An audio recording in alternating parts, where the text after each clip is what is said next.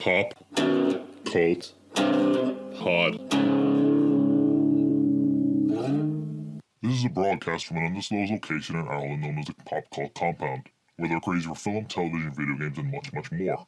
Speaking now will be the cult leader, Tompott, the host of the only podcast with an actual cult following, the Pop Cult Pod. Nerd!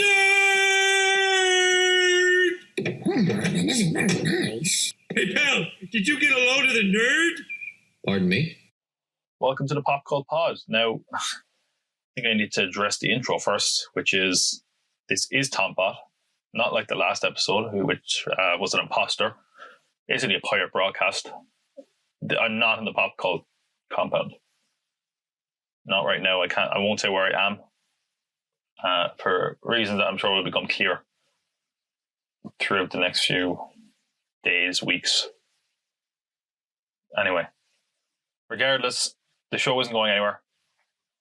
There's some things I have to take care of before it's back to full strength. So there may be a little bit of a disruption to content, but don't concern about it. And hey, speaking of content, how about we get into some Comic-Con tent?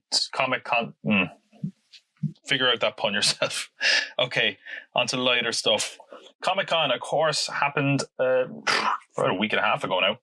And I've gathered most of the news that is worth talking about. It's going to be a bit of a different episode because of that. No feature, because there's so much content to get through. It's all news, wall to wall. Think of it like the E3 episode, but this is nerdier because it's all movies and TV shows mainly. Hence the Homer Simpson intro I added in there. All right. What I'm going to do, the way I broke it up, is TV shows and movies. And some of this is from Comic-Con. Not all of it is. I think there's maybe one or two things that isn't strictly Comic-Con, but worth discussing. So I'll go through the news of it first. Then I'll go into the trailers that we got in TV and the trailers we got in film. So first, starting off, of course, this is all Comic-Con news. A lot of TV news, whether it's renewals or relocations in some cases. Or revivals. A lot of stuff there. First off, Agents of S.H.I.E.L.D. is going to end with Season 7. This is something that was suspected for quite a while now. It's currently in Season 6. It got renewed for Season 7 quite early. I think, actually, of this recording, they've just finished filming Agents of S.H.I.E.L.D. And I don't know what you want to say about that show. It hung around for quite a long time. It got better. You know, it was a show that had a really strong fan base and finally became the show people wanted it to be. By the time half the fans had left, I think. It launched when the first Avengers movie came out, and it was a very kind of Monster of the Week kind of show that didn't really, I think people were disappointed because it was that first Marvel TV show and it didn't really fit into that whole universe.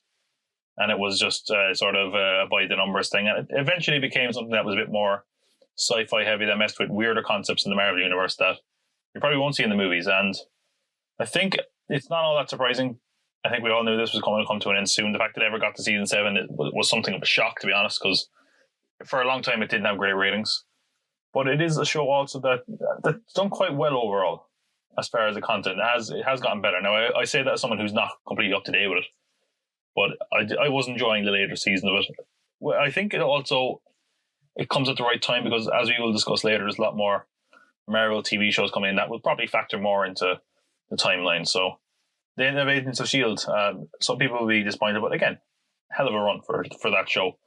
Another show that's just gotten started actually got renewed. Another superhero, it's actually probably more superhero than Agents of S.H.I.E.L.D., certainly, and that is The Boys over on Amazon. So this is based on the not Gareth Edwards, that's the guy who directly calls it. Gareth Ennis, there we go, sorry. And Derek Robertson, I believe his name is. This is...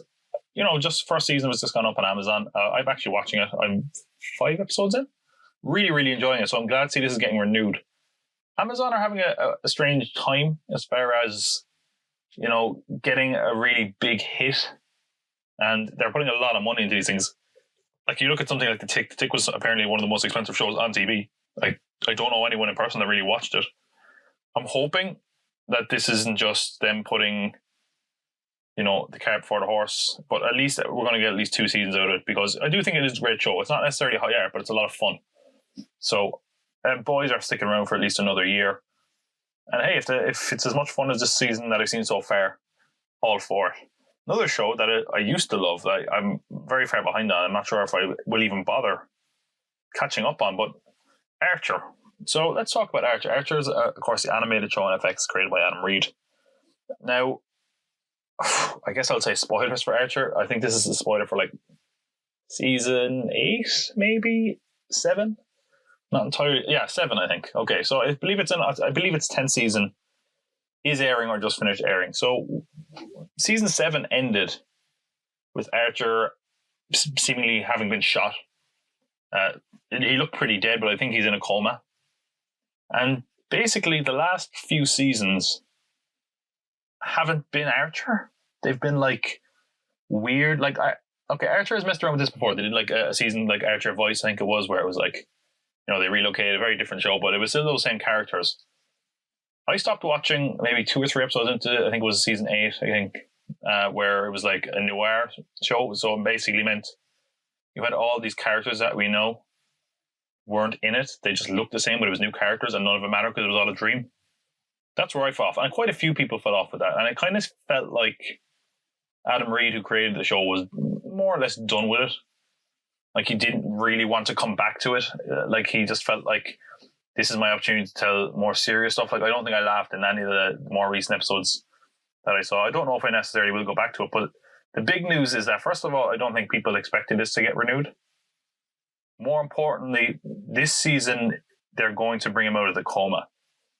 So I guess that of note, because basically that will mean we might actually finally get some resolution to that story. So renewal for Archer there, quite important. Other 2 shows got renewed. These are both DC Universe. There we go. I keep forgetting DC Universe like most of the world. These are both DC Universe shows. Again, I heard on the bastardized version of the podcast last week that they're launching HBO Max, which put some of these shows in doubt. I think it's just they're going to be available for both, which I guess makes the case as Swamp Thing sadder. But yeah, those are both renewed. Young Justice, good for that show, man, because it got revived. Obviously, the reception to it has been good enough to bring it back, so that's great. Doom Patrol, have not checked it out yet, but I've heard nothing but good things. Might have to check it out after I'm done with the boys, actually. But hey, good shows are getting renewed, apparently. So how bad? Nosferatu is another show that got renewed. This is over on AMC. We'll get to AMC in a minute. Season 2. Now, this is based on the Joe Hill book, who was Stephen King's son. Not that that's here nor there. But I don't know what season 2 would be. I assumed they had covered the whole book. But then again, a lot of time when AMC are adapting material, and if you look through their catalogue, they adapt quite a lot of stuff. They sort of go off book a lot just because they want to stretch things out a bit or go their own way and then maybe eventually come back around to it.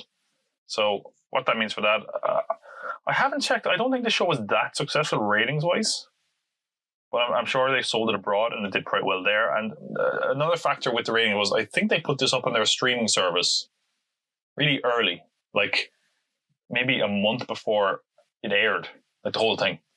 So that probably threw a few people off as well. But regardless, Nosferatu is coming back. So I also just hate the title. I haven't read the book. I haven't watched the show. But I hate the title. It's like Nosferatu in like text speak. It's like NOS 4A2. Isn't that so cool? Remember when people used to text speak? No one really does that anymore, do they? Oh well. Another show. This is actually, these are some of the weirder, more lateral moves with TV. The Orville, which had already been renewed for season 3, is going to Hulu instead of television, seemingly. Now, I don't know what the reasoning behind that is. Maybe it is just that Disney, now that they own Hulu, or they're going to completely own Hulu, want a kind of big show to drag people over. Possibly. Quite an expensive show, though, I gather, to put on Hulu. Or maybe they just want to keep Seth MacFarlane happy, and maybe they're happy to eat the bullet there. Another show, though, that was cancelled. They made attempts to revive it, and it didn't look like it was going to happen, but now it has been revived, is AP Bio. That's the Glenn Howerton show on NBC. But the catch here is that it's going to go on NBC's streaming service, which I believe is launching the start of next year. It's a bit of an odd one, to be quite honest with you. I guess, I suppose why not? They're hoping they're going to get all those fans that love the show straight to that streaming service.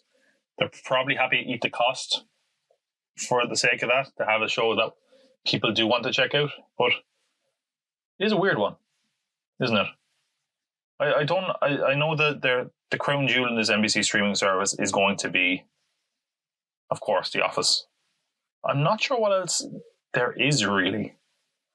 I thought I heard a rumor, and this wasn't confirmed, that they're going to try license other content, not just their own, but they don't own, like when you think of some of the classic NBC shows, they don't own a lot of those, as far as I know. Like Friends isn't going to be there, which is of course something associated. Seinfeld is it on Amazon or I think it's in Crackle in America. It's on Amazon over here in Europe, I think. But regardless, that streaming services, streaming service in general, I guess, are getting very interesting because something's got to give, and we're basically just going to go back presumably to buying packages where you get this and this and this, which, I mean, we're past the golden age of streaming, I guess, to a certain degree, which is sort of a shame.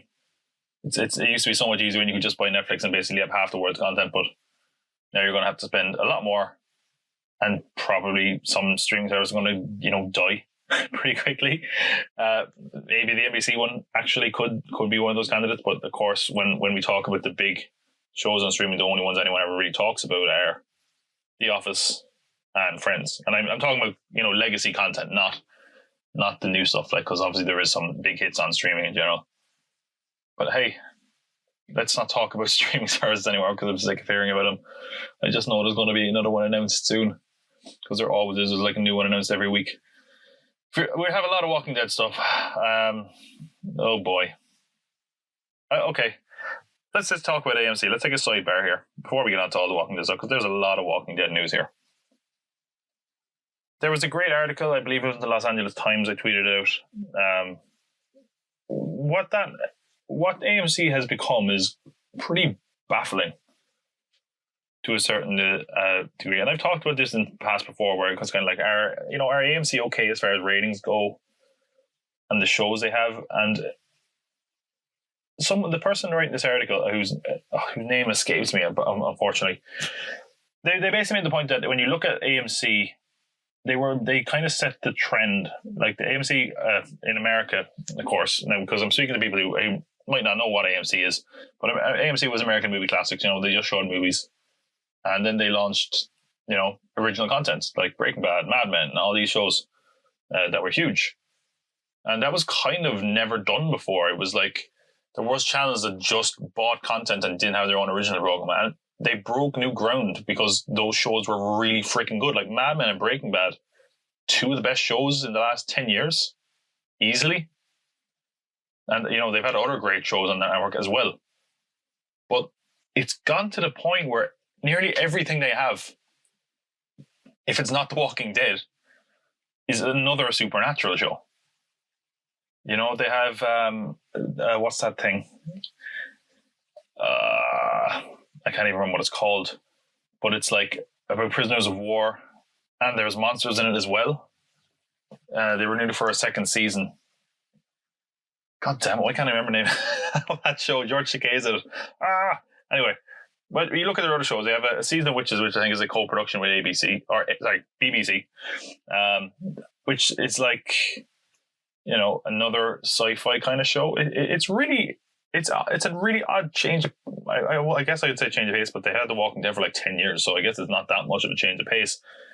But they've really doubled down on this content, the sort of content you might expect on sci-fi or even maybe MTV a couple of years ago. I think there's Monsters on Lodge 49 or whatever it's called.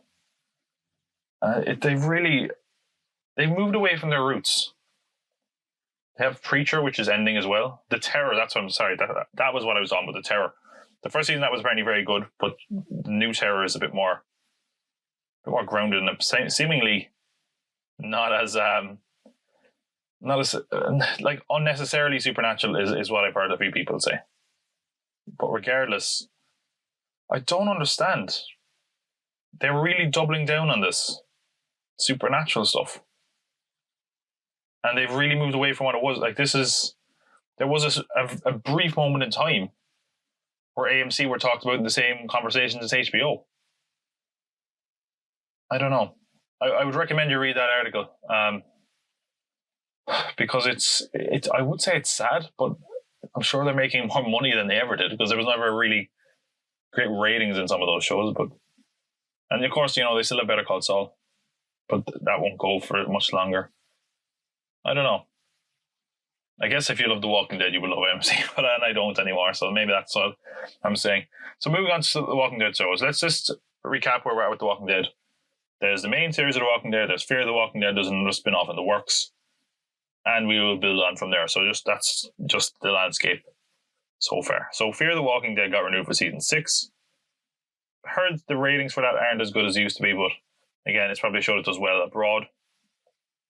The actual Walking Dead, the original Walking Dead, is going into its 10th season. And we got confirmation that Denai Guerrera, also in Infinity War, Endgame, Black Panther, she plays Okoye in those movies. She plays Michonne, of course, in The Walking Dead.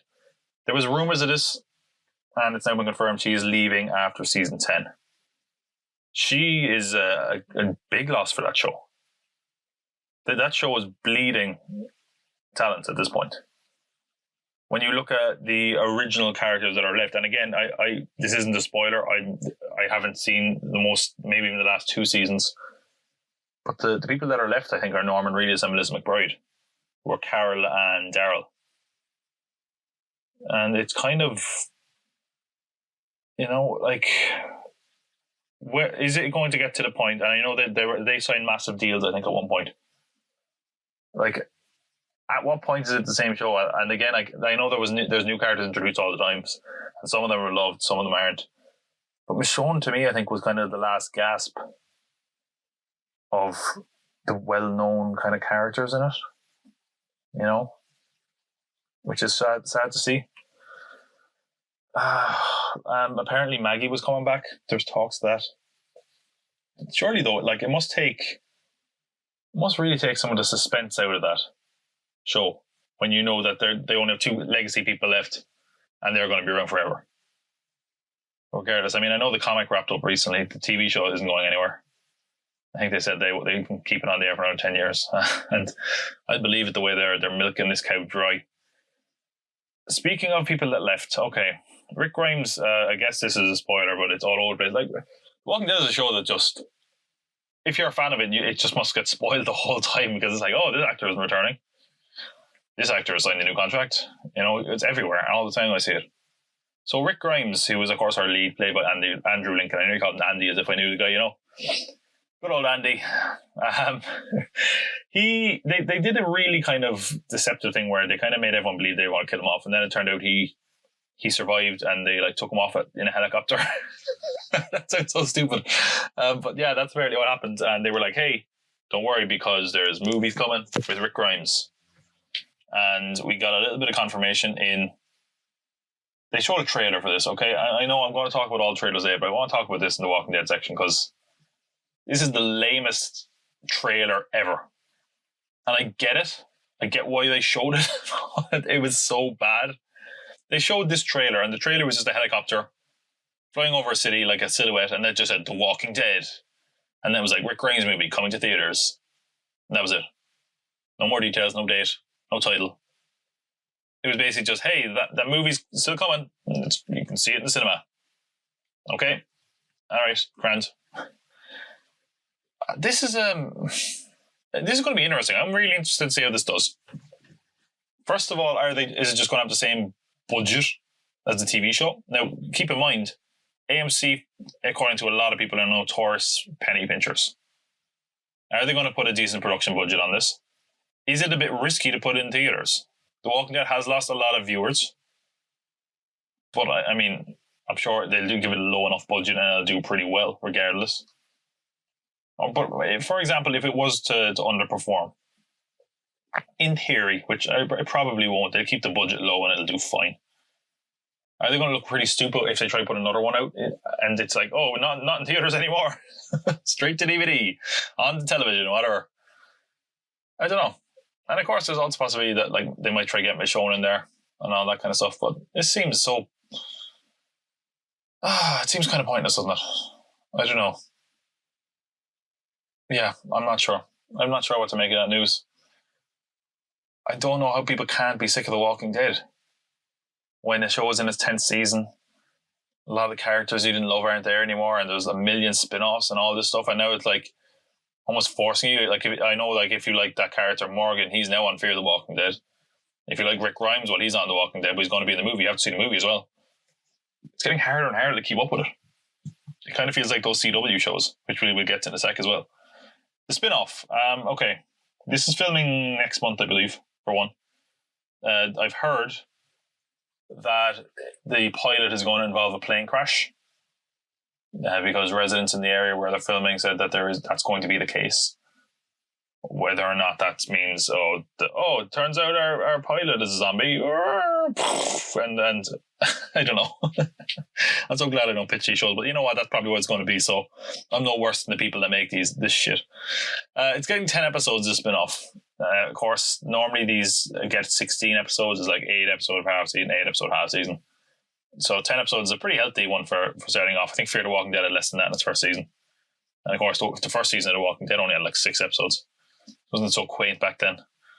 This is coming in spring 2020, so presumably, I believe The Walking Dead normally finishes up around March from memory, so they'll probably put it there and just, have a bit of a lead in. And it's going to focus on the first generation to come of age in the apocalypse, and it's 2 female leads in the cast. Now, that feels like it's been done before, hasn't it? Like Carol, for example, or most of the kids in the show. I mean, it is coming of age in the apocalypse anyway, right? But I don't know. It's enough to say it's milking it now, right? And I'm sure they're going to work. They were talking of another spin-off as well, right? In theory, right? That's coming out 2020. Let's say that gets renewed. Let's say all the Walking Dead stuff gets renewed. In theory, now. That's a 16 episode season for Walking Dead. 16 episode season for Fear the Walking Dead. 16 episode season for this third spin-off. Now, again, they might not be 16. This is just going off passing. That would be 48 episodes. Assuming they all aired weekly, which they probably will have crossover. That means there would not be Walking Dead content on AMC for just 4 weekends of the year. And that's not including a Rick Grimes movie. What is happening to this network? Like, they might as well just change the name at this point. It's insane. I've never seen something rot a network to such a degree. And I can't say rot, it sounds mean. But I just mean as far as its creative output, its content, and to have strayed so far from what it was, here's the other thing, right? And this is something a lot of people don't know. There was actually a great article. I think this might have been the Hollywood Reporter. This was maybe this was years and years ago. And I think it actually was talking a bit about the Frank Darabont stuff. Because, of course, he famously left The Walking Dead after dealing with AMC's creative input and costs and cutting and all that. AMC owned The Walking Dead. They don't own a lot of their other shows. Preacher's a Sony show. Back when Breaking Bad was Sony. Mad Men was Lionsgate. So this is their show. They make all the money. They make all the content and all that. So, of course, they're just going to milk this thing dry. And it's funny, when that first season aired, people were like, this is outstanding. One of the best first seasons ever. Now, don't get me wrong. Watch that first season again, people. The pilot is amazing. You can see cracks a little bit in the first season. The first season is not perfect.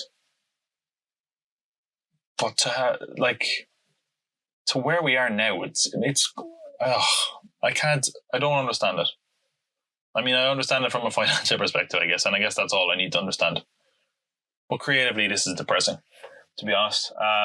Okay, let's move on, because I'm sick of talking about The Walking Dead. I think I might just be done with The Walking Dead on the show. I don't want to talk about it. I don't want to come off as bitter. I don't want to keep talking about it anymore. There's news about it all the time, unless there's something absolutely massive or a trailer for the Rick Grimes movie.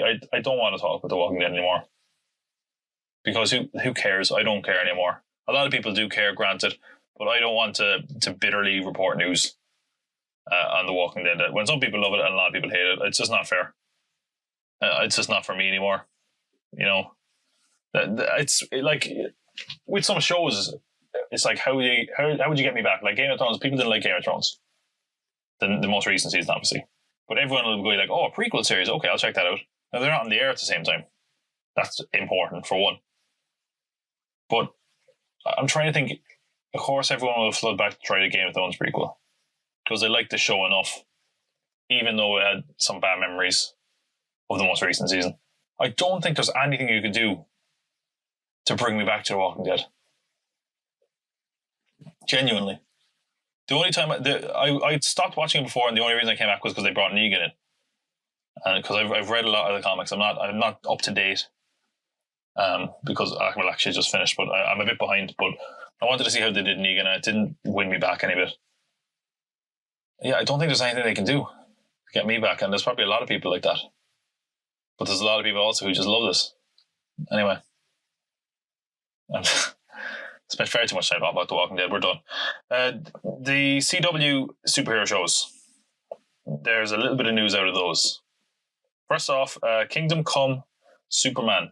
They're doing, I think, Crisis on Infinite Earths as the crossover this year. Again, CW shows, I'm not up to date with any of them. I was at one point, but it was the kind of thing where like, oh, there's 4 shows to keep up on, and then you miss one episode, and then it's like, oh, well, I can't watch the next one in case they cross over, blah, blah, blah. And all of a sudden you're out of the loop and it's not worth catching up because there's just way too much to catch up on. Brandon Routh, who of course played Superman in Superman Returns, is going to come back as Kingdom Come Superman. Now, what does that mean if you don't read the comics? Okay, Kingdom Come is what they call an Elseworld story. So an Elseworld story in DC, I mean, it's not regular continuity. It's like a story that takes place outside of the main narrative of the whole universe. And in Kingdom Come Superman, basically, Superman is old, he's retired, and he comes out of retirement to show the young heroes how it's done. Really good story. Really interesting to see Brandon Routh take that on. I don't think he was as bad a Superman as people give him credit for. I actually quite like Brandon Routh. The other thing, and I've heard a few rumours about this, nothing confirmed, that because of this Crisis on Infinite Earths, and of course the Crisis on Infinite Earths story is like the whole multiverse thing, so you can have all sorts of fun with that, is that they might be looking at bringing back Linda Carter as Wonder Woman. Now, again, how you do that, I don't know. But there's plenty of ways they could bring in characters from all different continuities into this universe, which will be very interesting. Like again, those CW shows, as much as they aren't great, they're a bit of fun. And this crossover sounds like it could be worth watching if you enjoy them, definitely, because they're going to mess around with it. And these CW shows are, of course, I said Arrow shows, the Arrowverse, I guess they call it. I mean, they should probably change the name now because Arrow's ending. But regardless, we got this is another trailer. I'm going to talk about it here. I gave the Rick Grimes trailer shit because it wasn't really a trailer. This one was one of the worst things. One of the worst trailers I've ever seen. One of the cringiest, crappiest trailers. And I'll tell you why it's crap in a sec as well. But we got a teaser. They're calling it a tattoos teaser for Batwoman. Now, I haven't seen any of Ruby Rose's Batman. Some people do not like her in that role. That's fine, whatever. I've only seen Ruby Rose in like John Wick 2, I think. And she didn't really have to do much in that. So this teaser, I'm baffled at what they were going for here. So the teaser is basically a tattoo shop. A tattoo parlor. Tattoo shop. Okay. I lost some cool points there. A tattoo parlor. Oh, and all these people are like, hey, what do you want? The tattoo guy's like, hey, do you want me to put a heart? And they're like, no, I want this mysterious piece of paper. Oh, okay. Next guy. Oh, you want something like barbed wire? No, I want this. Oh, okay. And then, of course, Ruby Rose walks in and it says something like, busy night tonight? And they're like, yeah, everyone wants this. And it's like the Batwoman logo. Oh, what the hell is that? Why would you, like, keep in mind, the show I think is airing in the fall. So, maybe 2 months. They've already put out a regular trailer. Why would you bring that?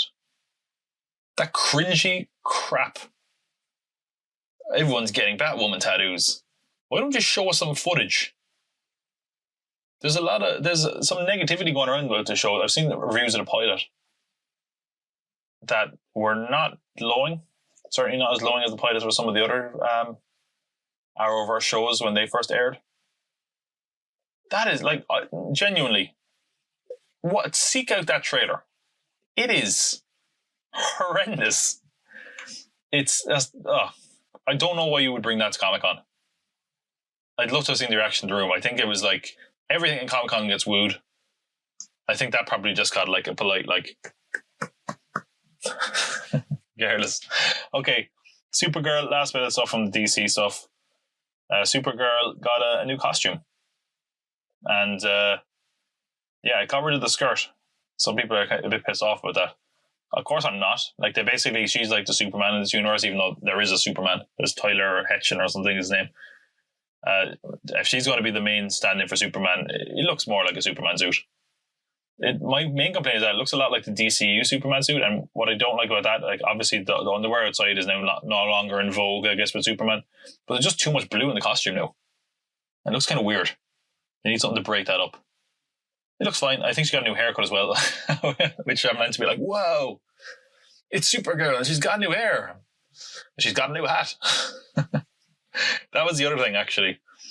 The Batwoman, they announced that Hush is going to be, his story is going to be told over the course of the first season. Now, Hush, I don't like that.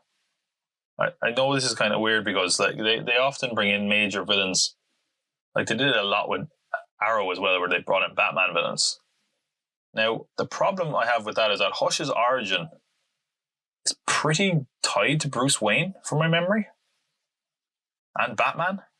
And they said Batman might appear, but like, I don't know. It seems like an odd inclusion. I guess that's probably what the Batwoman show is going to be, just taking Batman's, villains together. I guess they probably do the same with Supergirl, to be honest.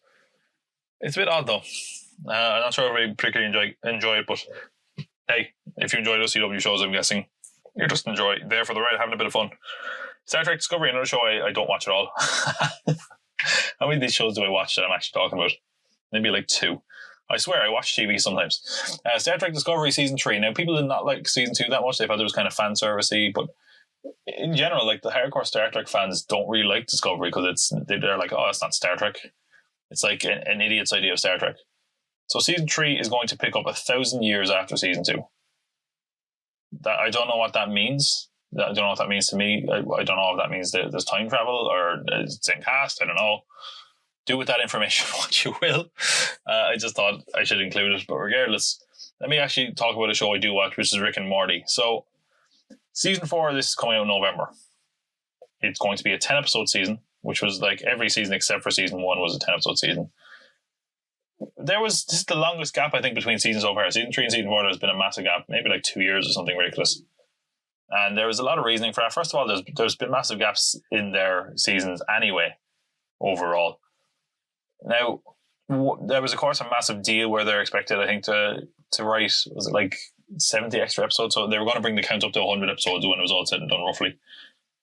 The thing is, of course, they were dealing with Warner Brothers. Warner Brothers got bought by AT&T or whatever. So there was a whole merger thing and slow things down, they said. Dan Harmon and Justin Roiland have said that is there's going to be shorter breaks from seasons from here on out. What happened this time is never going to happen again, which is reassuring because that's a good show. It's a very enjoyable show. But yeah, those breaks really kill its momentum, and it makes the fans so obnoxious. So hopefully we can just settle down now that presumably we're going to get Rick and Morty on a bit more regular basis. Season 5 is already being worked on. They said it's written out, so presumably we won't have to wait. It would be nice if there was just like a regular show where it just came along every year. But I also have a kind of a history of just having shows that will disappear for like 2 or 3 years and then come back. Hopefully it doesn't happen again. They also announced some of the guest stars in the new season, including Paul Giamatti, Sam Neill, Kathleen Turner, and Taika Waititi.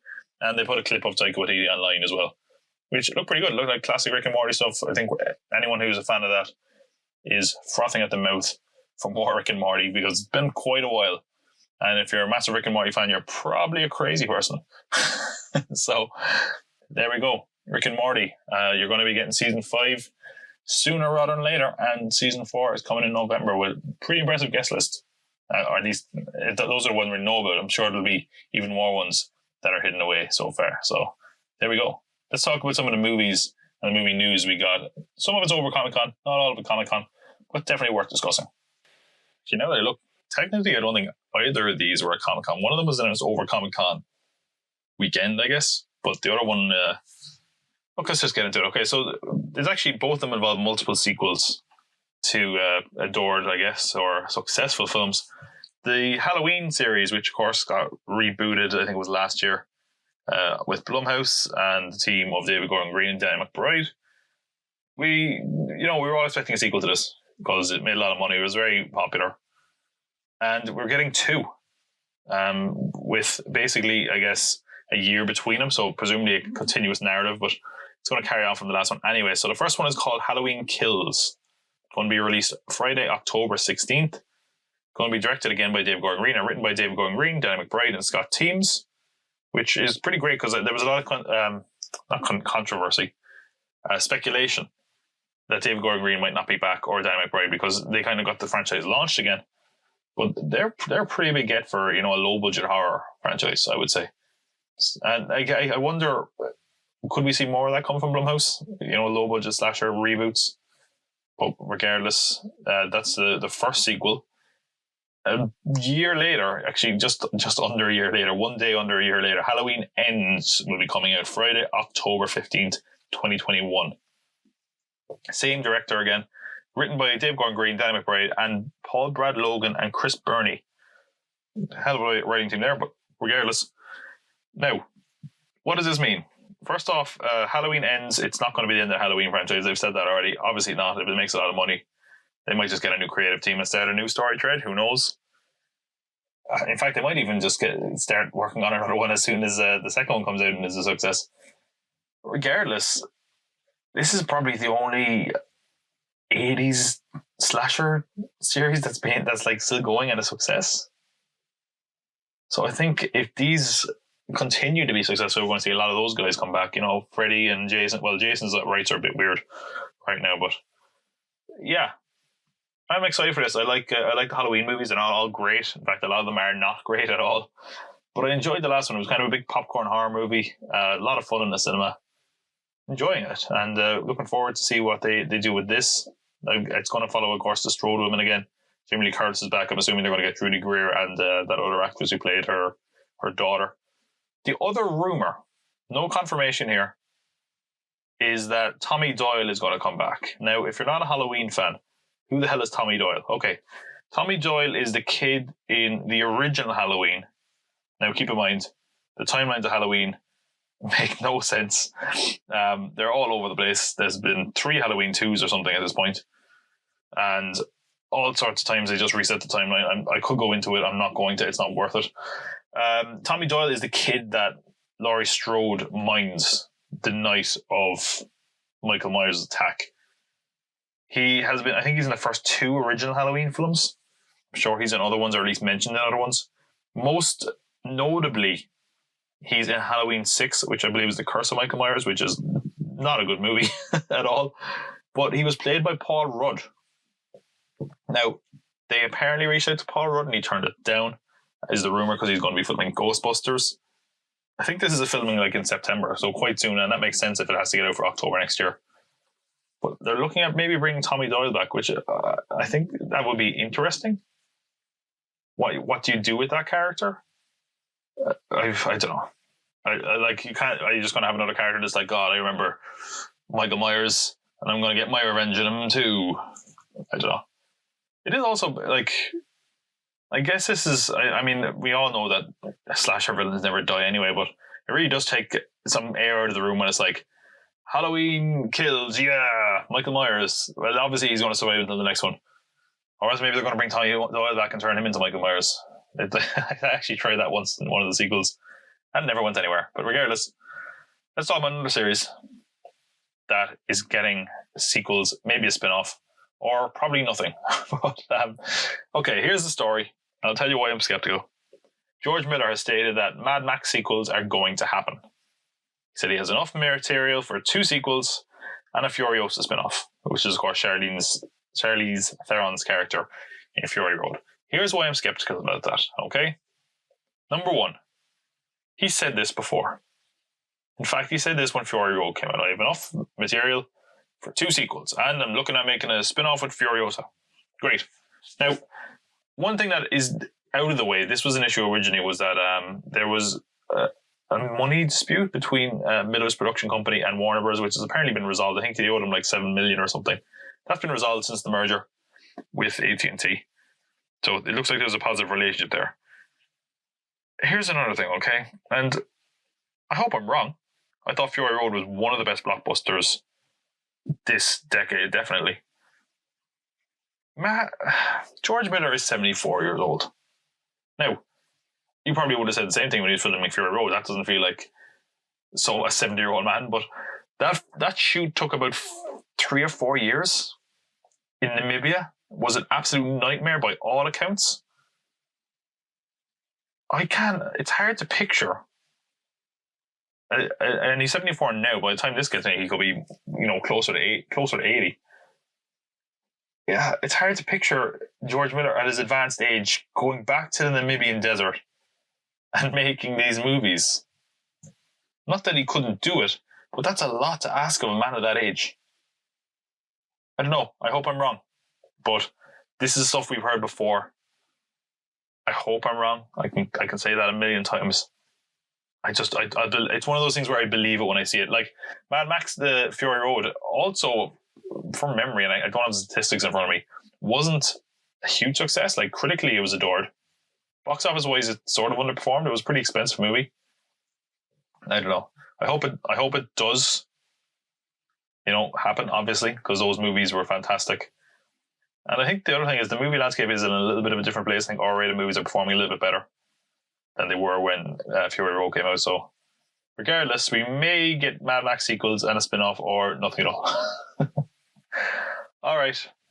Let's get to the show stealer at Comic-Con. We all knew it would be a big deal. And that is Marvel's Phase 4 unveiling. Probably the biggest panel in Comic-Con history. At least that's what comes to mind, because of course, like Marvel is the big deal right now. Obviously, they did a Phase 2 announcement years ago, but they weren't nearly on the level they are now. So let's break this down. Let's see what's coming. Let's see how it's different and what's good and bad. So just like we did with the previous news, we'll go TV first, and then we'll go movies. So Marvel, of course, owned by Disney, are launching Disney Plus, which is their streaming service, quite soon. At least in America, quite soon. And they had said it was going to be vital to the future of the MCU. They were not joking by any means at all, because there's 10 projects here. We might get to another possible project in a minute.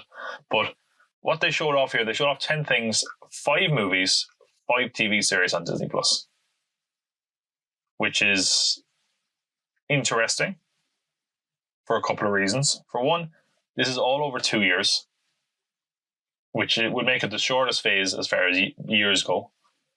It's also, if you're just counting the movies, the smallest phase. It had a small amount of films in a phase. But it's, I guess, as far as length and content, it's probably the longest, given how many episodes there are going to be. So we'll do these in chronological order of when they come out. First off, in fall 2020, we are getting Falcon and the Winter Soldier. Now, I will say this up top. Most of these shows seem to be aiming for 6 to 8 episodes. I think Falcon and Winter Soldier might be 6, but generally that's where they're hovering around. With the exception of maybe one of them I could see being possibly a bit longer. So Falcon Winter Soldier, of course, this is post-Endgame. It's going to be about who's going to be Captain America, etc. Them taking up the mantle after Steve Rogers. A lot of these we didn't get much news on because they're probably in the early planning stages. But what we do know is that Baron Zemo is returning as a villain. He was last seen in Captain America Civil War. He was presumably put in the raft because, he did survive the events of that, obviously. Most notably, to a lot of people, is that he's got a more comic-accurate costume because Baron Zemo in the comics has a big purple hood on. And there is a look at that online. Daniel Brühl is, of course, returning in that role. They gave it kind of a glitchy look because they kind of made it look like he took over the conference or the presentation. So you can see that online. It looks to bop off concept art that they showed off for Civil War. I'm excited for this. There's not much else I can say in it because we don't know much else. Sharon Carter is also returning, which is played by Emily Van de Camp. One of those is right. Who was, of course, Peggy's niece and a love interest for Steve Rogers in Civil War. And I guess Winter Soldier as well to a certain degree. So yeah, this is an interesting one. We don't know much else about it. Same with a lot of these shows, but I think of all the shows, actually, I was going to say it's the one I'm also looking forward to. Probably not. We'll get to the one I'm actually, the next one I'm looking forward to probably more than actually is awfully titled WandaVision. Okay. I just don't like that name. It's lazy. I know what they're going for. But and I think it also lines up with what we're hearing about the show, because it seems like this is going to involve like a lot of different sort of sitcom styles and maybe different eras. The font they used for the logo, and of course they unveil logo designs for all these projects as you would expect. The logo looked a lot like that kind of 50s font, that you see on like old cars. So I think that would seemingly hint at Tom King's run on The Vision, which is a loved, acclaimed run. That was basically about life in the suburbs. Now, of course, I guess spoiler for Infinity War, if you somehow didn't see that, even though it's been out like a year and a half now. The Vision is, of course, dead. So what does that mean? Presumably he's going to be back in this. Whether it's going to be Wanda going crazy, kind of a House of M style thing, reality bending psychosis.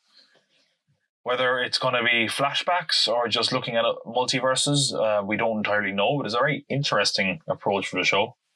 Another interesting thing that came out of nowhere, in my opinion, Tiana Paris, a name I probably butchered, she's been in Mad Men among many other things. She's going to be playing a grown-up Monica Rambeau. So Monica Rambeau we last saw as the kid in Captain Marvel, Lashana Lynch's kid in Captain Marvel. Now, she grows up to have a lot of monikers, Photon, Spectrum, Pulsar, I think those are a few of them. And she was also Captain Marvel at one point. We don't know what she's taken on. I guess it doesn't really matter what role she takes on, but she's going to be all grown up in this. How she would factor in, I don't know. But it's pretty interesting that I guess this is the first new hero they're going to introduce in the TV series. Yeah. I wonder though what that means for like Captain Marvel 2. Does that mean that we're definitely going to, it's going to take place in modern day? I don't know. Probably makes sense that it does overall, if we're honest. But yeah, this WandaVision thing does take place post Endgame. It's also going to explore where Scarlet Witch, how she gets the name of Scarlet Witch, because I don't think she's ever been named that. I'm pretty sure she hasn't in the MCU. It's always just Wanda or Maximoff or whatever. They might have called her the Witch once, but it's never been Scarlet Witch. So it'll also lead into another film that we're going to talk about in a sec, but we'll stick with the TV show. So that's 2 TV shows down, one in 2020. All of the rest of these shows, all 4 of them, are coming in 2021. A lot of content. I think in 2021 that would mean we're getting 4 TV shows, 3 movies, at least. Oof, yeah, but it's going to be interesting. You can never bet against Marvel, of course, considering how well things have gone for them in the past. But it's just a lot, and it's at a point where they're kind of in a stage of being rebuilt, and you do wonder if there are a few people that might take this opportunity to jump off. I don't know. Regardless, the next show is one that I want to be excited for, but I'm also not entirely sure about it. Is Loki. Loki's coming in spring 2021. Same very vague window as WandaVision. I could see them maybe spacing out quite a bit, though, to be honest. Okay. I guess Endgame spoilers. If you haven't seen Endgame, I mean, it's the biggest movie in the world now, officially. So if you're one of the 2 or 3 people that haven't seen it, we saw Loki in 2012 got the Cosmic Cube, the Tesseract, whatever you want to call it, but gives him, the ability to travel through time. So we know it's going to be about him traveling through time. Oh, let me just say this as well. As I said, they released all the logos to this. this Loki logo is the worst logo I've ever seen. Now it's on purposely bad. I'm guessing it's meant to be like that. I'm guessing it's meant to be all these different sort of styles because it's going to be traveling through time and all sorts of weird stuff. But oof, it's rough to look at, man. We know that it's going to be following that Loki, which is going to raise all sorts of headaches as far as timelines, I'm sure. He's in an alternate timeline to the main MCU because he's got a cosmic cube. So he's going to be in alternate realities as far as I know. But he can travel through time. I don't know. I guess he'll also be able to come back to the mainstream continuity of the MCU. I don't know. This time stuff is going to mess with my head too much. But it's said that it's taking place post Endgame now. Again, when it says post Endgame, I'm assuming that means like not chronologically but narratively. What happened in Endgame is where we pick up with, which is him taking the cube in 2012. So it's an interesting concept for a show. Loki is a pretty different character in 2012 to what he is in 2018 or 2019, whatever. Most recent, well, I guess it was 2018 for him because he got killed off in Infinity War. It's going to be quite interesting to see what they do with this. How much it will factor into the rest of the stuff. But it's one that I think has a great idea and a great concept, but it's a little bit muddled. It has a lot of possibility for error. Regardless, the next one is... This one sticks out like a sore thumb for one reason really and one reason alone, and that is that this is animated. It's not going to have any effect on the actual MCU. It's taking stories from the first 23 films of the MCU, which I think is up to Endgame, but that's just me assuming. Well, maybe up to Spider-Man, I don't know. Probably not, actually. I wonder... Or maybe, yeah, I was wondering if Marvel can use the rights to Spider-Man. They have the rights to TV Spider-Man as far as I know. But regardless, what if these are, of course, taking kind of stories or ideas based on the comic where it was like, doesn't take place in continuity, but it's like, oh, what if this person lifted Thor's hammer? Or I think very famously, the one that we keep hearing here is what if Peggy Carter became Captain America? What we got out of this, Jeffrey Wright is going to be Uatu the Watcher. He's going to voice him. Presumably he's just going to be the narrator. This all-seeing, omniscient kind of character. Makes sense. One thing I will say, as much as I say this juts out like a sore thumb, I do think the cast they've assembled for this is very impressive. Like, listen to this. These are the people that are confirmed to be involved, and there could be more as well. Again, this airs summer 2021, which, again, loads of time to get it right. We have Michael B. Jordan, of course, Killmonger, Sebastian Stan, Josh Brolin, Mark Ruffalo, Tom Hiddleston, Samuel L. Jackson, Chris Hemsworth, Haley Atwell, Chadwick Boseman, Karen Gillian, Jeremy Renner, Paul Rudd, Michael Douglas. Like, pretty big hitters there for just an animated show. But that's my thing. I wonder if there's some people that are going to turn away from this. Like, are there MCU fans that are like, oh, it's a cartoon, no, it must be for kids. I don't care. And on the other hand, is it going to be a bit dark for kids? I don't know. We have, continuing on this, Neil McDonough, Dominic Cooper, Sean Gunn, Nicole Perlman, David Dassalmashian, Stanley Tucci, Taika Waititi, Toby Jones, Digimon Hinsu, Jeff Goldblum, Michael Rooker, and Chris Sullivan. A lot of people there. What it necessarily means, I don't know. I think a lot of the people there do seem to be from the first Captain America, so I'm guessing we're definitely going to get, Peggy Carter. What happened to name Captain America? That was a really laboured way to get the title. One thing I will say is the logo for this has some certain like pictures and designs that would scream certain ideas as well, certain story threads. I believe there was actually a tease of Marvel Zombies in it, which was also teased in the most recent Spider-Man. Yeah, I don't know how to feel about this one. It shouldn't be live action. I understand why it shouldn't. It would be really expensive, but it does stick out just for the fact that it's animated. I wonder if some people are just going to go, oh, well, it doesn't really matter. Like, I don't need to watch this. Because considering how much content they're putting out, when you make an animated show that isn't going to relate to anything, are there people that are just going to go, okay, well, this is supplementary, this is unnecessary, I don't need to watch it. But anyway, we'll see. Maybe the content will just be really good. Maybe the animation still be gorgeous and it'll be well worth a watch. The last show they announced, and it might surprise some people when I say this, but this is the one I'm most looking forward to, and I'll explain why in a minute, is Hawkeye.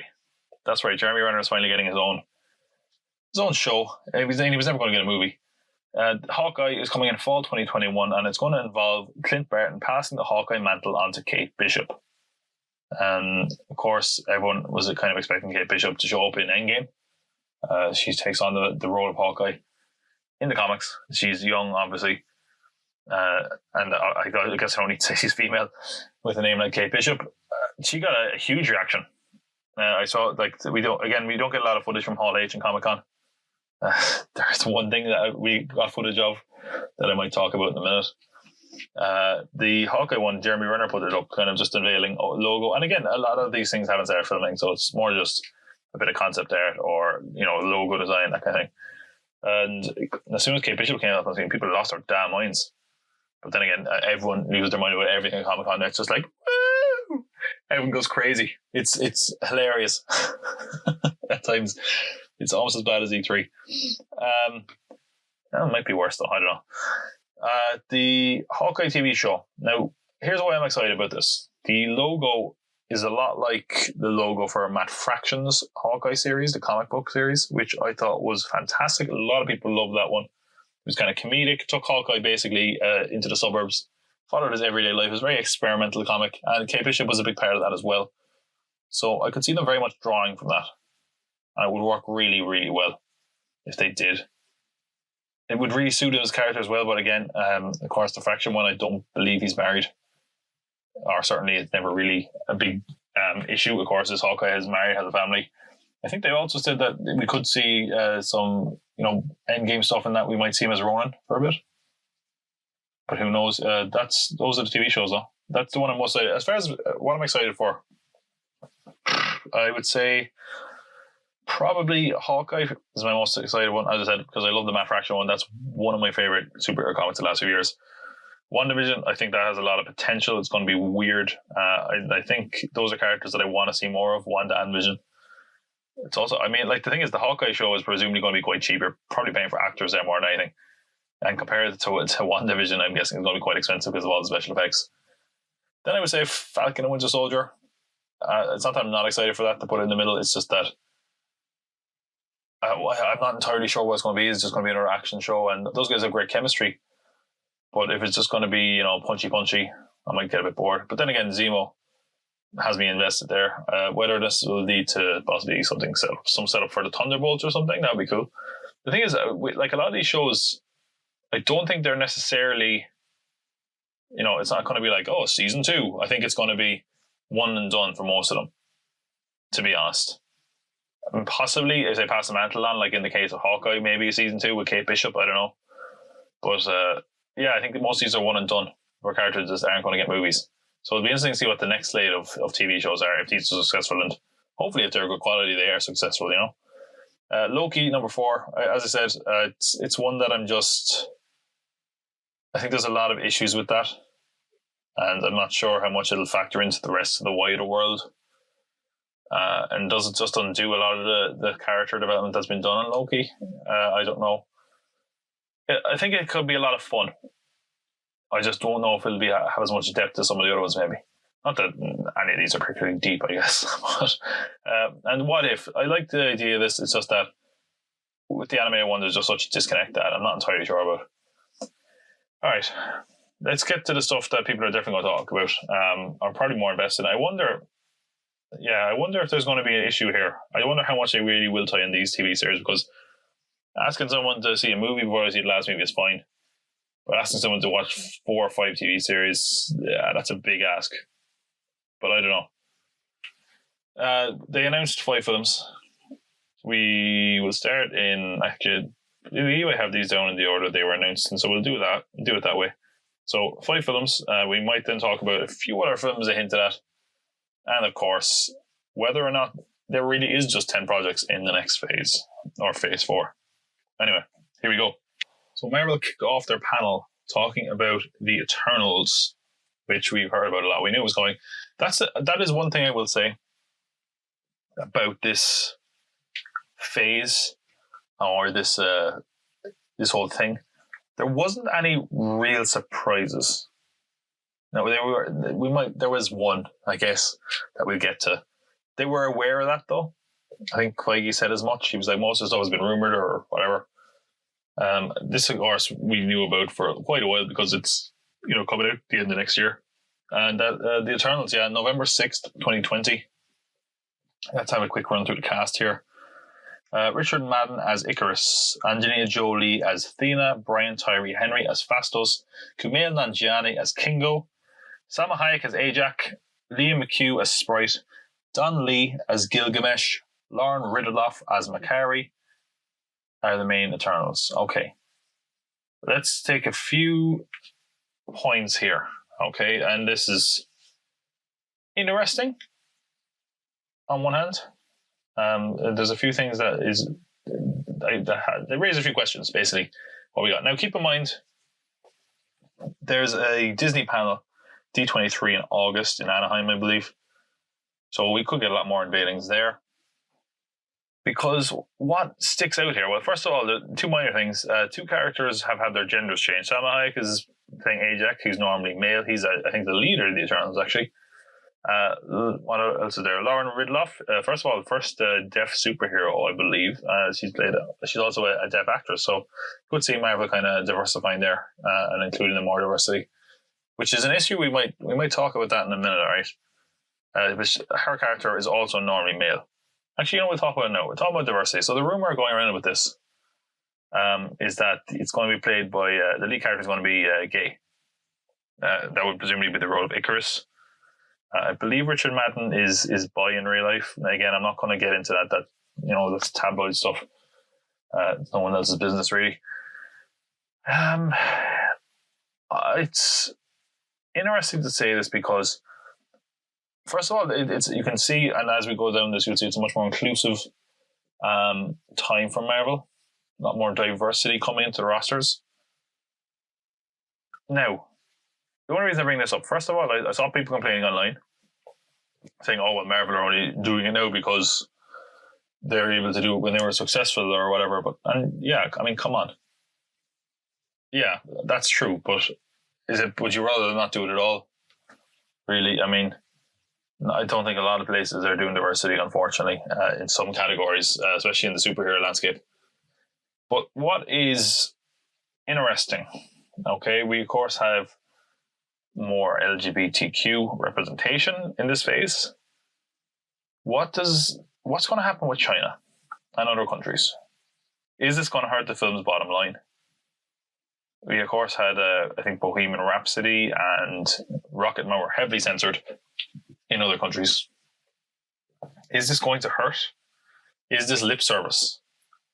Is there not going to be that much of a factor?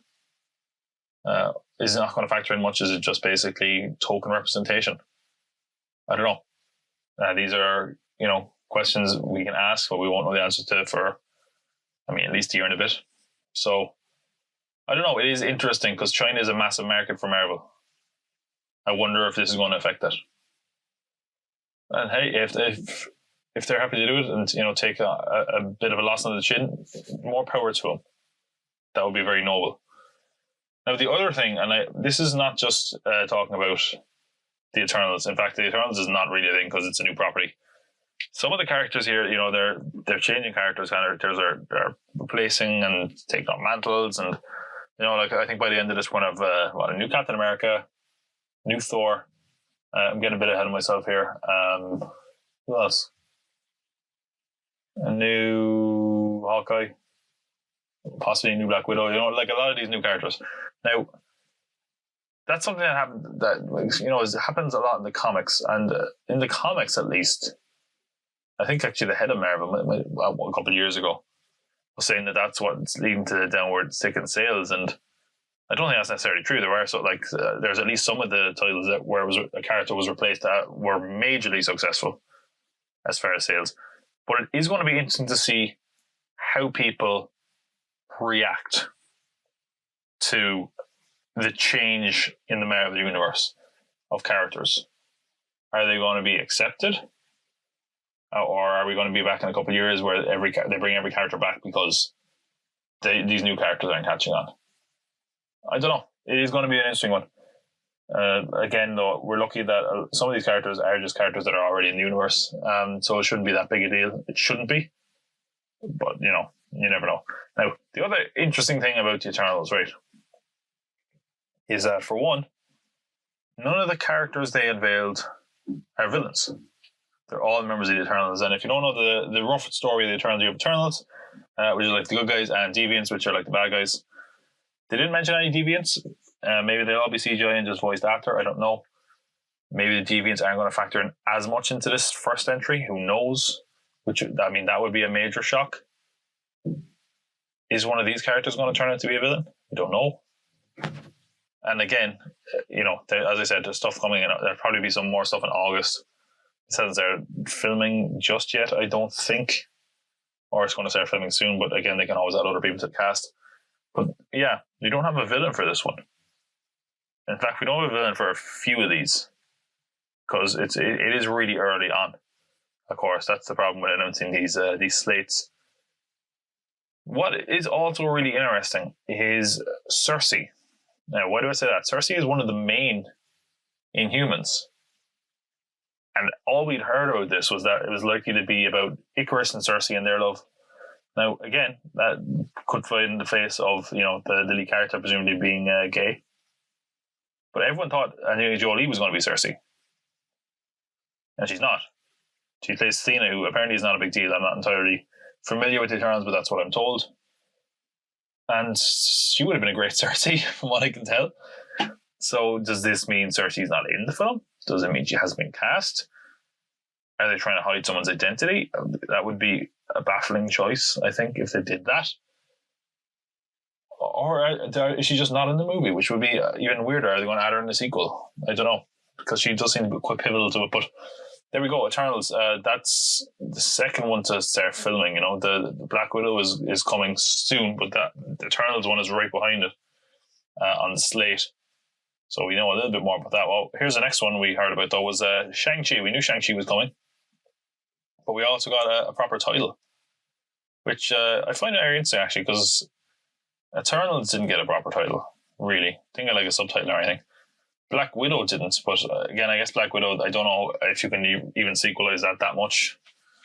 But I don't know, we will see. I'm sure they could if they wanted to.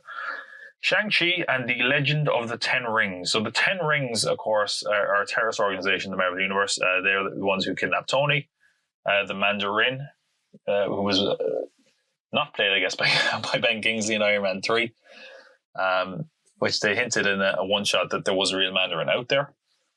He, in the comics, has kind of 10 magical rings that allow him to shoot lasers or whatever. So I guess it's going to, be to a certain degree something of an Iron Man sequel, very loosely. But we did get our Shang-Chi cast, which is Simu Liu. So sorry about that for pronouncing your name. He's on a TV show. I can't remember what it's called. Something Convenience.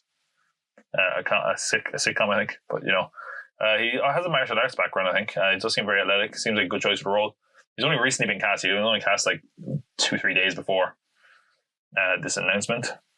Again, what's odd about some of these is we're so early on, we're hearing about them so far out that we don't get a lot of information. Like Aquafina's in the movie, or Aquafina. She's getting a lot of critical praise for for Farewell, I think it's called. So getting her involved is a good win. I'm sure she could actually be in contention come award season, so good time to get her. But we don't know who she's playing. I don't know what that means, but whether she's playing a character that they don't want to unveil yet, whether they don't know who she's playing, I don't know. Of course, the real Mandarin, as you mentioned, is going to be in this. Tony Leung is going to be playing the Mandarin, so that's pretty cool to have the real Mandarin in this. Directed by Destin Daniel Cretton, who of course directed Short Term 12, and it's coming to theaters February 12th, 2021. Now, again, that's all we know about it. They've only just got their Shang-Chi. It'll be interesting to see how this one develops. The kind of martial arts Marvel movie, there's a lot of potential for that. I'm interested to see what else they add to it. Some people are really annoyed that the Mandarin is in this. And I see both sides, because, of course, the Iron Man 3 twist did not say well. People didn't like that there wasn't a real Mandarin. Now, obviously, they've kind of retconned that there is a real Mandarin. And I've seen people say things like, "Oh, well, that really diminishes Tony defeating the Mandarin." It's like, I mean, who cares? Like, he didn't know his real Mandarin. He took down that operation, that organization. I don't think it's that big a deal. And if it's in service of a good story and giving people what a lot of people want, which is the actual Mandarin, fine. I'm fine with it, but I'm not one that gets as upset when they slightly change comics or continuity like some people. But okay, this is some of those, like what we have, Eternals. I'm mildly excited for. I think it could be cool. It's hard to judge such an out there concept. Shang-Chi sounds a bit different. Somewhat excited for. Nothing that I'm totally on board with yet, except this one is probably the first one that I'm pretty excited for, and that is Doctor Strange in the Multiverse of Madness, I believe is the full title. Wow. First of all, let's talk about that title. Doctor Strange in the Multiverse of Madness. I love that title. It's so cheesy, so like kind of tongue-in-cheek and weird. I think it's just great. May 7, 2021 for that one. Pretty good date for Doctor Strange. I guess they want to put him more to the forefront because people loved him in the last two Avengers movie. I don't think his solo movie caught on as well as they'd hope, maybe. Well, some people really like that movie. Money-wise, it did very well. I just mean that they're obviously putting him forward to be much bigger. They unveiled a few things about this. First of all, they're considering it the first MCU horror film. They want it to be scary. It's still going to be PG-13. Elizabeth Olsen is going to be in it as Wanda Maximoff, and it's going to tie into WandaVision. Okay. That's great. All that's great. Love everything about that. Who knows how much it's going to tie into WandaVision when they say that, really. Horror film in the MCU, cool. I'm glad they're giving us something kind of different and weird idea of multiverse. It's great. Now, another thing, this hasn't been confirmed. I would say it pretty much does confirm, though, that the villain is going to be Nightmare, because Scott Derrickson has in the past said he wanted to do that, and that would really lead into the kind of horror elements of it. I do wonder, though, what that means for Chiwetel Ejiofor's character, Baron Mordo, because they kind of hinted he was going to come back. I don't know how he factored into this. It sounds like a very different sequel. I wonder how much of a sequel to Doctor Strange it's really going to be, or is it just going to be like a soft reboot? I'm not sure. But yeah, there'll be a lot going on in this movie, from the sound of it. I wonder if it could be like kind of a House of M kind of thing with Wanda, where she kind of messed up some of the realities and they have to go fix them. I don't know, but yeah, I love the sound of everything about this. This is the one I'm most excited for out of this whole slate. The next one, though, is probably a close runner up. This is another one that we'd heard of. It's a shame they couldn't keep the lid on this one, because we heard about it like 2 or 3 days before the panel. And that is Taika Waititi returning for another Thor film with the awesome 80s hair metal name of Thor Love and Thunder, which is coming out in November 2021. And big deal about this, of course, Taika Waititi's back, Chris Hemsworth's back, Tessa Thompson's back. More interesting is that Natalie Portman is back, who played Jane Foster in the first 2 Thor films. She was in Endgame in sort of flashbacks. They had her do a little bit of voice work, but she didn't film anything new. It was like mostly deleted scenes. Now, why is that interesting that she's back? Because she's going to take on, and this has happened in the comics as well, the mantle of the mighty Thor. They had her on stage. She looked incredibly uncomfortable carrying Mjolnir, the hammer. What does that mean? Some people are really freaking out. She's going to take on the hammer. That's fine. I mean, when you look at it, like Thor has already got the other one. He's got Stormbreaker. He doesn't need both, really, right? We don't know anything else about this movie. Who's going to be in it that much? What other characters? Everyone's asking for Beta Ray Bill, which I think he could work. Beta Ray Bill's weapon is normally Stormbreaker. It's going to be interesting to see where Thor finds himself in this movie. I don't think it's the end of Thor necessarily, but I do wonder what's next for him. Because if he's not the mighty Thor, I mean, is he just going to kind of slum it around? I don't know. But I love that title. I think it's a great concept. I think I have that book somewhere. I just never read it. Taika Waititi was singing his praises, though, and you got to trust him. I mean, Thor Ragnarok was a fantastic film, so really looking forward to that. Valkyrie, we've known for a while that she was very likely to be LGBT. She was, she said as much in a deleted scene, I think. But she's apparently going to be the first LGBTQ hero in the MCU. Because now that she's king, as she said, she has to search for a queen, which is pretty cool. Again, hard to tell with some of these because they are so far out, but there's a lot of potential here, a lot of stuff they could add in that's going to make it really, really good. Really looking forward to it. Glad Taika Waititi's back. Definitely one that I'm very, very excited for. As far as post Endgame stuff, of course, Endgame had Thor and the Guardians seemingly going on an adventure. Don't know whether that's going to lead in here. It's hard to tell. They've said it's not as Guardians of the Galaxy, obviously, to a lot of things. Guardians of the Galaxy is going to take place after this one. So if there is going to be any Guardians crossover, it's going to be presumably at the start of this movie. I don't think that's necessarily going to happen, to be honest. I don't know. Anyway, a lot of interesting stuff there. I want to hear more about this more than anything. And that's the thing. It might. I don't think this is a bad reflection or anything, but the ones I probably know the least about, Doctor Strange, Thor: Love and Thunder, are the ones I'm most excited for because there's a lot of potential there. The one, of course, we learned the most about is the one that's coming out the soonest, as you would expect, Black Widow, which is coming out May 2020. This is the next movie in the Marvel Cinematic Universe. When I talked about leaks, this is the closest thing we had to a leak. And boy, was that leak the worst leak I've ever seen. Someone, look, if you're in Hall H, you don't want to get kicked out, you're not meant to film, I get it.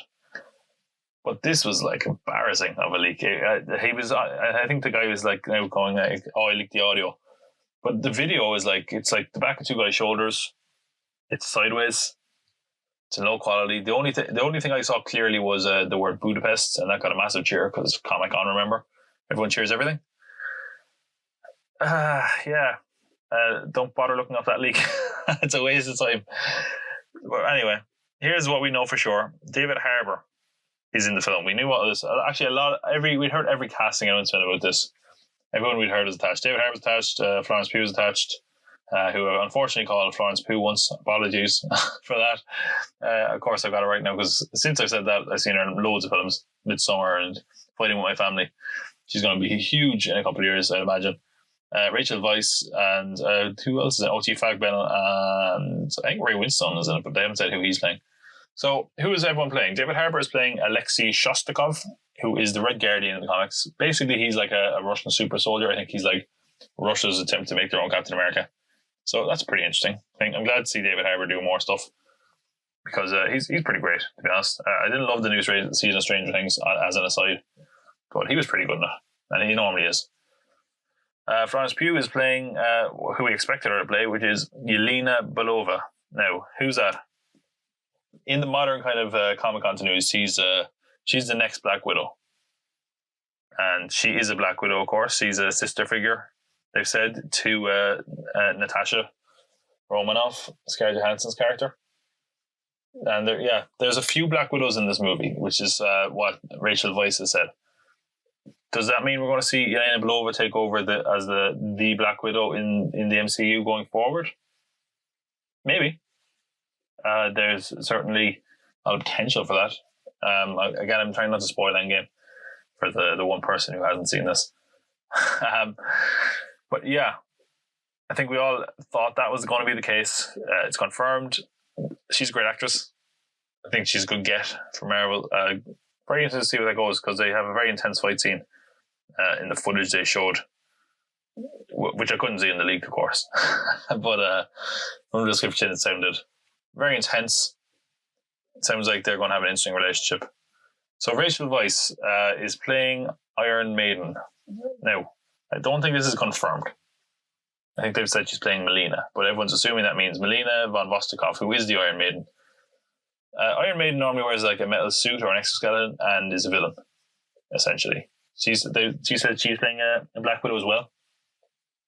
Whether that means she's just involved in Black Widow training, that they went to the Red Room or whatever it was. Okay, let me put forward my theory.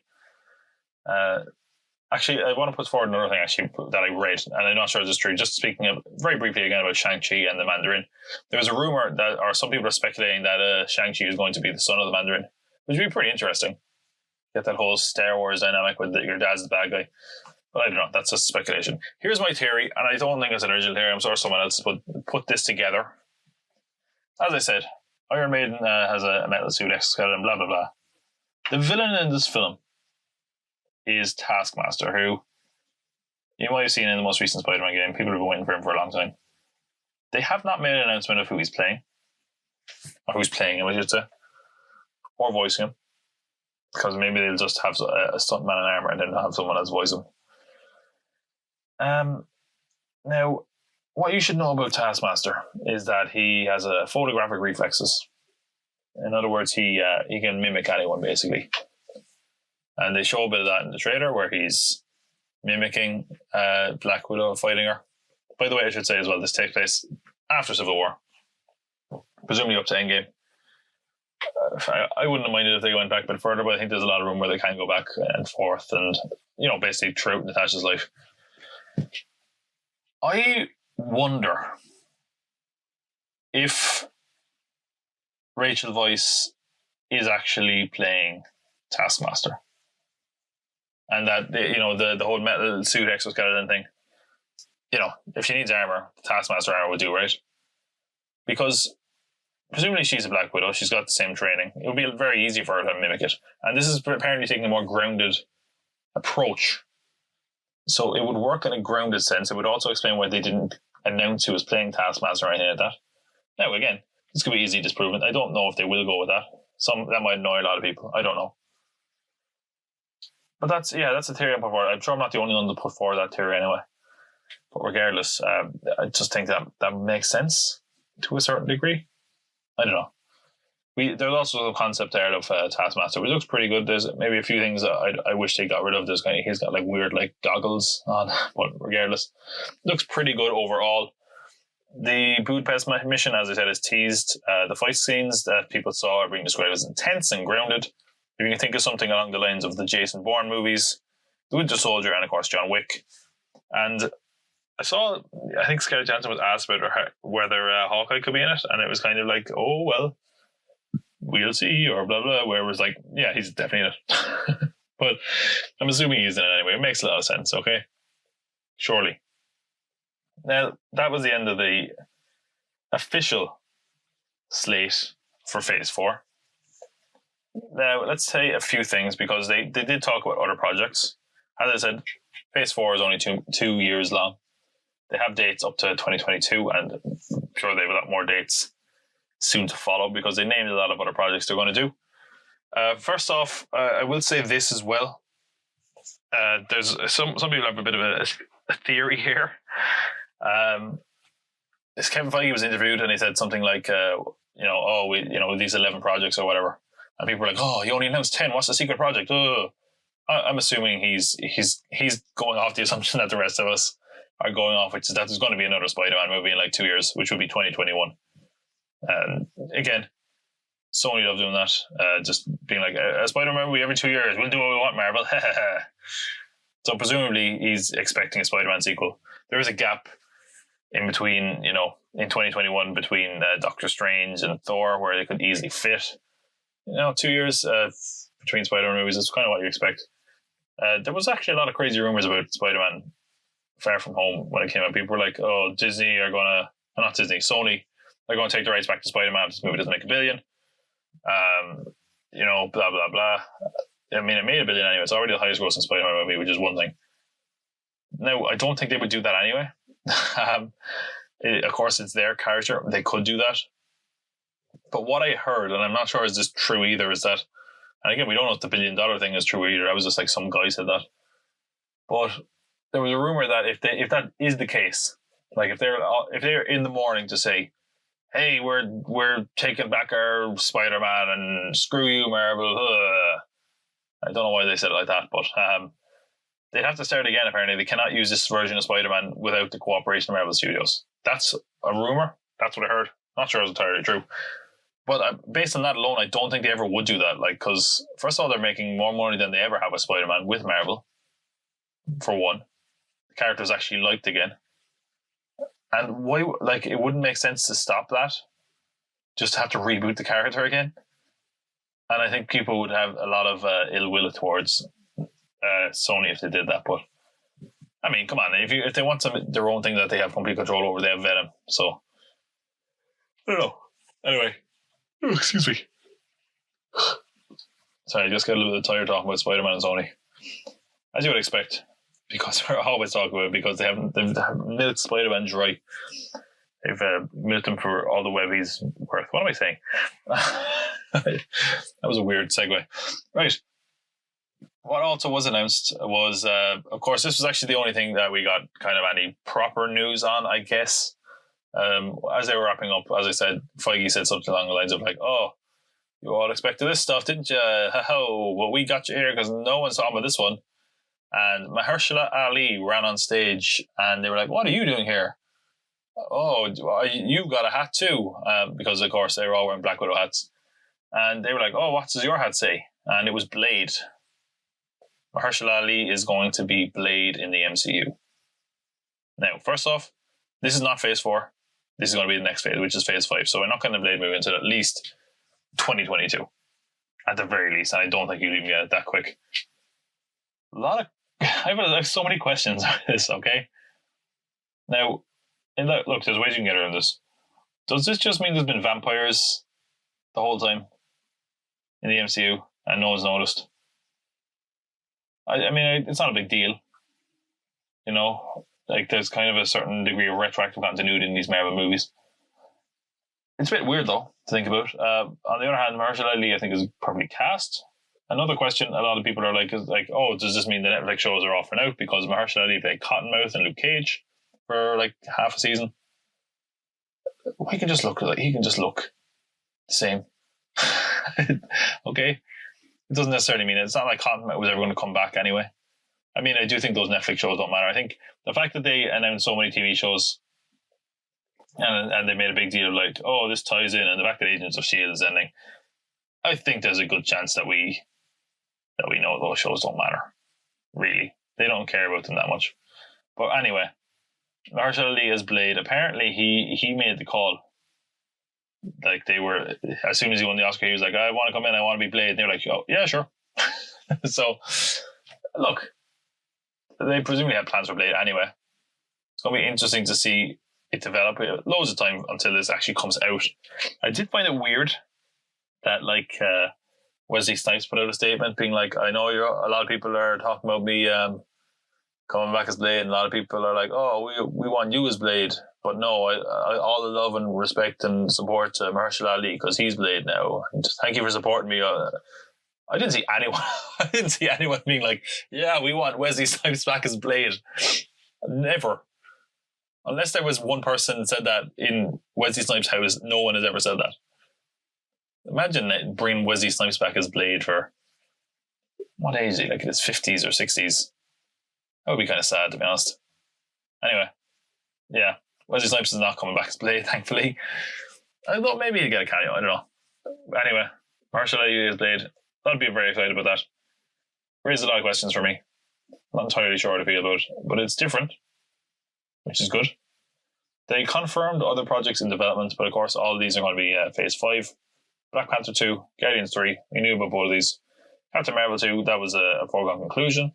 They confirmed Fantastic Four, and nothing beyond that really. It was just, Fantastic Four, we have no time to talk about it, so obviously they're going to work on that for possibly Phase 5. Again, this phase is only 2 years. We might hear more about this at D23 next month. And they said, like, we have no time to talk about The Mutants. Some people were like, oh, they're making a movie called The Mutants. No, they mean the mutant properties. What is it going to be? Is it going to be X-Men? Probably. But they've also said they want to do something very different, so I don't know what that means. Yeah, that is Marvel's Phase 4, and I guess a peak of Phase 5. They've also said there's no Avengers movie in Phase 4, which is pretty clear here. It's not that shocking anyway, to be honest, because generally there's 3 years between Avengers movies, except for, of course, Infinity War and Endgame. And this is only 2 years. So maybe there could be one in 2022. I don't know. I think it would be a good thing to take a break anyway, because they need to kind of reset the MCU a little bit first. But, they could always do like an A-Force or Young Avengers or some degree of thing, I guess. But anyway, that was the Marvel panel. Went over very, very well. If there was complaints, I guess, is that it was mostly so, not mostly, I think we'd heard of everything that they announced. Probably more details at D23. We will see. Not that far to go to it. But yeah, some good stuff there. Probably more exciting for Doctor Strange and Thor. And Black Widow to a certain degree, but it's, prequels are always tricky. That's the thing that gives me pause. Shang-Chi, it could be a very, very interesting. Eternals, very, very different, so it's hard to call as well. But again, it's anyone who's earned the benefit of it. It's probably Marvel, to be honest. Anyway, there we go. That is the news. Those are the conferences I want to talk about. Before we do anything else, we're going to talk about the trailers, because there's a lot of them. There's so many trailers. This is why there was a gap between Comic-Con and me talking about Comic-Con, because there's so much to get through. And it's a little bit soul-destroying. So let's talk about all the trailers shown at Comic-Con. But before we do that, let's talk about the trailers that came out after Comic-Con or separate from Comic-Con, because there's quite a few of those as well. So here we go. We need to find out where he's recording from, because if he's coming back to this compound, we need to know when. Might be getting a little bit of interference. Don't care what it takes. Find out where he is so we can get to him first. But next time, if I don't get this finished, if the internet doesn't come back, if I think there might be some safety issue, next time when we come back, we're going to discuss the trailers. Okay, I'm having serious issues here. I think someone's trying to hack into the signal. I've got to stop this here. The trailers from Comic-Con, what I've missed, I'll discuss that next time on the next broadcast. I don't know where it'll be from, but it won't be from the Popcorn compound because I'm not back there yet. But when I do, these issues are going to be resolved. Please support the podcast if you can. Until then, check us out on Twitter, pop_cult_pod, Instagram, popcultpod, all one word, or Facebook, Popcult Compound. Wherever you're listening to this, please give us a positive rating or subscribe. Keep an eye out, because the next episode, we're going to talk about trailers from Comic-Con and the ones I've missed. And, well, I don't know what's going to happen after that. There's some stuff I have to take care of. Hopefully, we can get this podcast back on track. Okay, because I cannot spell cult without you. And that concludes our broadcast day.